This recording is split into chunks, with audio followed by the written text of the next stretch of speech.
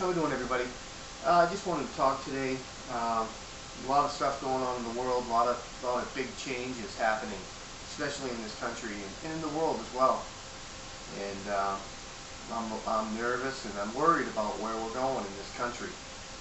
I'm worried that the American people are going to have to rise up and overthrow their country. I'm worried about that because I just don't believe, like everybody says, this is just politics as usual, because I don't believe it is. I am under the impression that there is a revolution going on in this country. It's a silent revolution, so it's invisible to a lot of people. And I think that when Barack Obama said that he's going to fundamentally change the United States of America, he wasn't kidding. And in the change that he is imposing on this country is not the change that the majority of the American people wanted. But nonetheless, we're getting it. And I believe that the American people, the only way we're going to be able to stop this abomination from happening is if we rise up and take our country back. I just don't think it's going to be I don't think it's going to be as easy as voting for somebody, and so voting these people out. I believe that there's going to be a big crisis coming up, that they're going to impose martial law on this country, and when they do, let's just hope that the right people understand what's going on and come to our rescue. And I'm speaking of the military and Supreme Court, because there are really only hope to save this country. And if they are complicit with the Obama administration and the progressive movement, we as a country will change, and not for the better. But I just wanted to talk today about how they manipulate people and they brainwash people into feeling bad for being an American, for having everything that you have. And if you go talk to people on the street, they'll tell you that this country's bad. Well, look what we've done to the rest of the country, the rest of the countries in the world. I mean, look at these third world countries. They're just, they're having a problem growing. Their people aren't free, and they're living in poverty, and they're all starving to death. And the powers that be would like you to feel bad about that. Now, let me make this clear. I feel bad for these people and the suffering that they're going through. But I don't feel bad enough that I would allow my government, or a newly formed world government that they plan on creating out of this Copenhagen climate treaty, I don't feel bad enough to allow that government to fleece this country out of $145 trillion.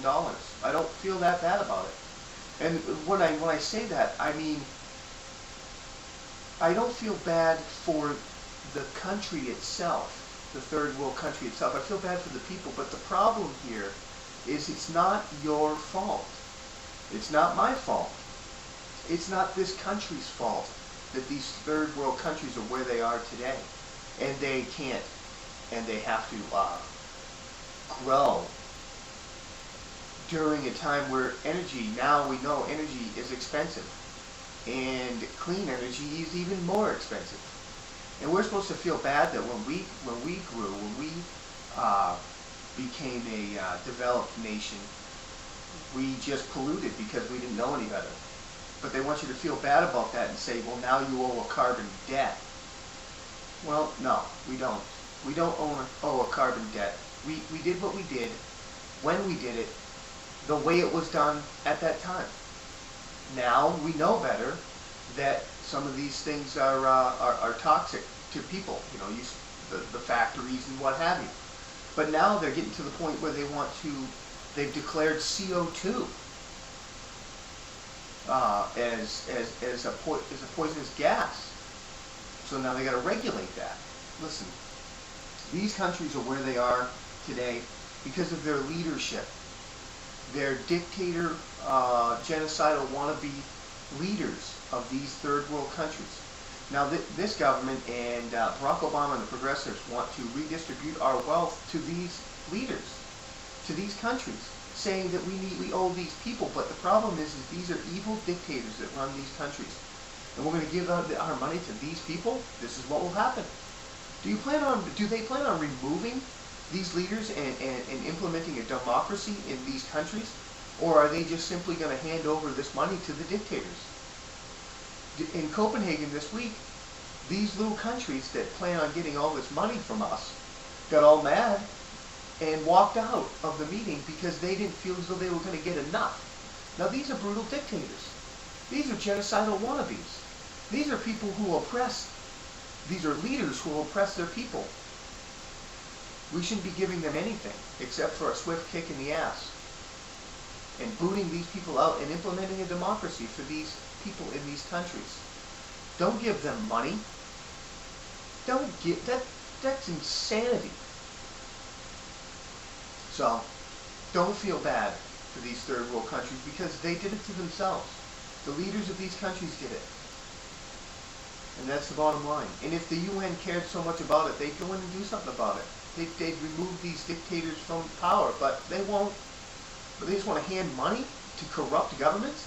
I mean, isn't that the whole reason why we took so long in Afghanistan to come up with the number of troops? Because we were afraid that their government was totalitarian or was corrupt, which it couldn't be any more corrupt than our government. But it was corrupt. So we're going to give money to these other countries that their leaderships are corrupt? It doesn't make any sense to me. So if it doesn't make any sense, then it tells me that this money's not going to go where they say it's going to go. They want to redistribute our wealth to third world countries. They're not going to do that because common sense says, why would you give money to a dictator? Why would you give money to an oppressive regime? It's just an excuse to take the money, to be able to create the government that's going to fleece you. Whether that money goes to a third world country, I guarantee it don't. But that's the excuse to getting in to your wallet. It's all about taking money and power from the American people. Wake up.